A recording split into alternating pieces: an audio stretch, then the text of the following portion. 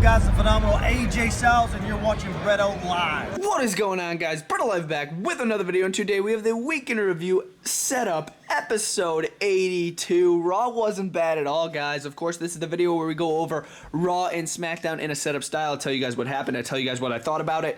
So without further ado, let's jump into Monday Night Raw. Starting over here, it was Nia Jax and Shayna Baszler versus Dana Brooke and Mandy Rose. It was an okay tag team match. I'm really starting to like Shayna Baszler and Nia Jax more and more every week. They're definitely my favorite tag team in the women's division. But yeah, in the end, like you guys would expect, Shayna Baszler hit the Karafuda clutch. Thanks to Nia Jax, Nia and Shayna almost lost their titles time after time. But yeah, in the end, Lana wasn't enough. Shayna Baszler hit the Karafuda clutch on Dana Brooke, and she tapped her out. So they did retain their tag team championships. But then later in the show, Nia Jax is like, I want to match with Lana. You know, I want to end her career. So it was Lana versus Nia Jax, and Nia Jax absolutely dominated in the center of the ring. She hit the Samoan drop, 1, 2, 3. It was an okay match. But then after Nia Jax and Shayna were walking away, and Nia's like, wait a minute, what am I doing? And then they ran back to the ring, threw her to the outside, and sent it through the announcer's table for a 7th time. Can you guys believe that? A freaking 7th time. That's absolutely insane. So I'm not sure if Lana is going to be able to make it to Survivor Series. So they might have to replace Lana. I'm not sure about that. That's not confirmed, but they might have to replace Lana. I could be wrong. Moving over here, this was definitely my favorite match of the night. It was Sheamus, Braun Strowman, and Keith Lee in a triple threat match. If Braun Strowman wins, he is on Team Raw. But before this match, AJ Styles actually came up with the idea. He gave it to Adam Pearce, WWE official, and Adam Pearce was like, okay, that's actually a pretty kick-butt idea. So Braun, if you win the match, you get on Team Raw, and he had to face Sheamus and Keith Lee. Not a bad match at all. This was definitely my favorite match, as I said. In the end, Braun Strowman, of course, did hit his running power slam to Sheamus after Sheamus hit a bro kick on Keith Lee. 1, 2, 3. Braun Strowman picks up the victory. And then AJ Styles came in the ring because, of course, AJ sort of thinks he's the team captain. And he's like, all right, let's band together. Everybody shake hands. And then Sheamus actually hugged Braun Strowman. It confused me so much. I was like, what is going on? Keith Lee shook hands with Braun. And then Sheamus hugged Braun. I'm like, what's going on here? But then he bro kicked him. And then it ended up with an all-out battle, and then AJ Styles reigned supreme in the center of the ring. But not bad at all. I'm looking forward to their Survivor Series match. Moving over here, this had to have been the most confusing match of the night. Comment down below if you guys agree with me, but Tucker versus Ricochet. Tucker, didn't even recognize him. He came out, I'm like, okay, a local competitor, Ricochet, they're going to start putting him up against those guys again. But no, it was Tucker. He was wearing his Tucker Knight pants because it said Knight on the back. They weren't even calling him Tucker Knight, and he lost the match. His brand new heel turn, and he loses the match against Ricochet. I mean, I'm so glad that Ricochet picked up the victory. Don't get me wrong. I love Ricochet.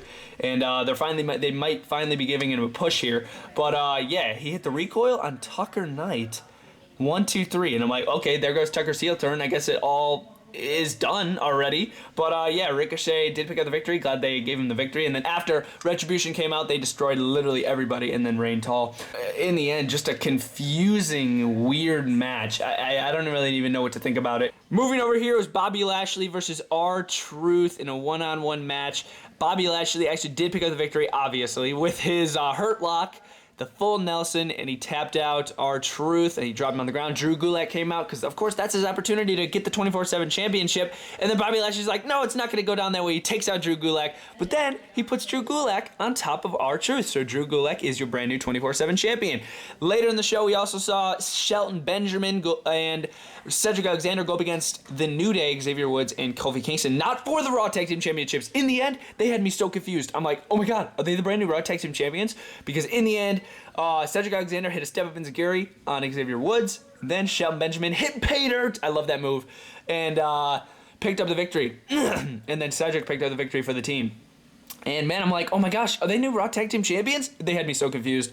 But no, they are not, but definitely in the running to be Raw Tag Team Champions. So that's pretty cool. I enjoyed that match. Wasn't half bad. Moving over here, this was another confusing match. Jeff Hardy, Elias, guitar and a pole match. In the end, Jeff Hardy, he climbed to the top rope. He got the guitar off the pole. He jumps off the top rope, slams it over the back of Elias, and I'm like, okay, he wins. Where's the bell? Where's the bell? He won, right? No. He slams the guitar over Elias and then pins him. I thought the entire stipulation of the match was to slam the guitar over the person's back and then you win. You don't have to pin him. Wait, what? I didn't really understand that. Somebody let me know or confirm something in the comments if I'm wrong. But yeah, that was just a little confusing to me. But yeah, check out this setup. That is sick. Yeah, he jumped just like that off the top, hit the guitar right off the back of Elias. Thought that was pretty cool. But otherwise, it was just an okay match. Moving over here, it was Drew McIntyre versus John Morrison and The Miz in a 2-on-1 handicap match in the end of the show. This was the main event of the show. Drew McIntyre did pick up the victory. He hit a Claymore kick on Miz, it had to have been, and then did pick up the victory. But it's about what happened after the match that really had me thinking. After the match, Randy Orton yet again with an RKO out of nowhere to Drew McIntyre. And then right after that RKO, the Fiend's laugh came over the intercom. And I'm like, oh my gosh. So basically just showing all the different people that are after Randy Orton. You had them all out there, besides the Fiend, which you heard. You had the Fiend with the noise. You had Drew McIntyre, who Randy Orton RKO'd. You had the Miz with the Money in the Bank briefcase. So there are so many people after Randy Orton right now, and I love that. I think that's super cool. But yes, guys, that was Monday Night Raw. In the end, I'm gonna give Raw an 8 out of 10. I thought it wasn't a half bad show at all. Little confusing parts, but other than that, a really good show. Continuing this week in review here with SmackDown, we are gonna jump right into it. Starting over here was Natalya versus Selena Vega versus Ruby Riott in a triple threat match. Winner will go on to the Women's Survivor Series SmackDown 5-on-5 team. The winner, I thought for sure. I'm like, okay, this is gonna be Natalya for sure. They're definitely gonna push Natalya here again. Selena and Natalya and Ruby Riott. In the end, there was like a double submission going on. Natalya had the sharpshooter and Ruby Riott had some sort of headlock locked in on Selena Vega. They both had a submission. Natalya let go, but Ruby Riott still had her submission locked in. And then Selena Vega tapped out. I'm like, wait a minute, what? So Ruby Riott is going to be on Team SmackDown. So I'm like, dang, that's pretty friggin' interesting. I thought for sure, again, they were going to give it to Natalya. But other than that, pretty boring match. Moving over here, it was Seth Rollins versus Otis in another just weird, disappointing match. Yeah, of course, another qualifiers match for SmackDown, the men's team this time. And I'm like, oh my gosh, Otis, please, my man. My man's gotten everything taken away from him. The Money in the Bank briefcase, Mandy Rose, Tucker. Like, what else are they not going to give him? And that would be a spot on the Survivor Series team. Seth Rollins picked up the victory with a curb stomp after Murphy distracted Otis. I was like, interesting. So maybe Murphy's going to relive or bring up his alliance with Seth Rollins. But then later, right after this match, she was actually backstage and Aaliyah's like, what the heck was that? What are you doing? I thought we were done with this Messiah crap. But then Buddy Murphy's like, trust me, I got this all covered. So I think it's a plan. He's going to get close with the Monday Night Messiah or the Friday Night Messiah. And then he's going to take him out officially. Even though I feel like he's taken him out a bunch of times. Moving over here was Rey Mysterio versus King Corbin, another qualifiers match for Survivor Series. King Corbin actually ended up picking up the victory with a distraction from Aaliyah and Murphy, who came out. It was a big brawl on the outside of the ring with the Monday Night Messiah, Dominic. You had freaking Murphy and Aaliyah out there. It was just a big distraction for Rey Mysterio, helping King Corbin pick up the victory. He hit the end of days 1, 2, 3, and King Corbin will be on the Survivor Series team. Again, another match where I'm just like, you know what? It wasn't even that good, to be honest with you guys. Moving over here is Kevin Owens versus Jey Uso in the main event of the show. And yeah, this one had some pretty high stakes on it. Will Jey Uso live up to the family, of course, of Roman Reigns? And I would say he did. In the end, Roman Reigns' music hit, and then the ref must have got distracted because Jey Uso hit a weird low blow similar to this.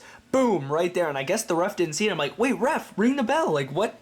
And then I'm like, oh, wait. Oh, Roman Reigns' music supposedly distracted the referee at the exact timing when he was going to hit the low blow. But yeah, he hit that, frog splash off the top rope, and then Reigns and then Paul Heyman, they all celebrated or held their hands high at the top of the entrance stage. But yeah, I don't know, man. But they made Kevin Owens look pretty bad, just like they did with Daniel Bryan last week. But yeah, and they are both going to be on the same exact Survivor Series team, which is interesting. Other than that, that match was just okay. Moving over here, it was the opening match. It was actually Sasha Banks versus Bayley for the SmackDown Women's Championship rematch. as you guys can see right there. This match was probably the best match of the night. I hate to say that because it wasn't really that best of a match. But yeah, that says a lot for the SmackDown show. But yeah, Sasha, Bayley, SmackDown's Championship rematch. And Sasha Banks did retain. She does have a history of not retaining her titles after she recently gets them. But yeah, she was able to retain here against Bayley. And I was actually pretty shocked. I thought they might have gave it back to Bayley, but no, they did not. Sasha Banks won with the Banks statement. And then right after the match, this is where it got a little spicy. Top of the entrance ramp, Sasha turns around. Boom, super kick from who? None other than Carmella. I was like, oh my gosh, you gotta be crazy. You gotta be kidding me. I could not care less, to be honest with you. I am not a fan of Carmella at all, especially her new look. I honestly think, no offense, but it's kind of gross. But yeah, Carmella, she hit the super kick. And that's definitely going to be the new fresh rivalry. Not sure what they're going to do with Bayley, but yeah, this is going to be the brand new thing right here. And yeah, I guess it's not too bad. I'm just not really the biggest fan of Carmella at all. But yeah, guys, that was SmackDown. Not the best show. If I were to rate SmackDown this week, I'm going to give SmackDown a 6 out of 10. Maybe even a 5. No, I'm going to give it a 6. I mean, it was pretty bad, to be honest with you guys. But Raw wasn't too bad this week. But yeah, I really enjoyed this weekend review. Let me know what you guys thought about the show. Send in the comments below. See you guys next time. Bye.